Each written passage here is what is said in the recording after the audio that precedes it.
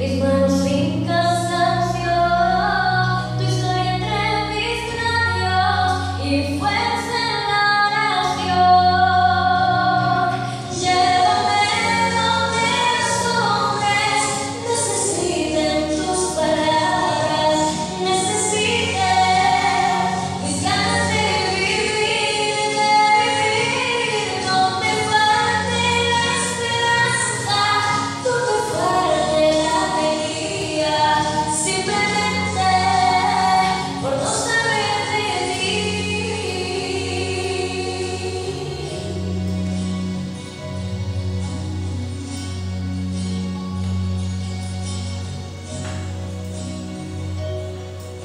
Y así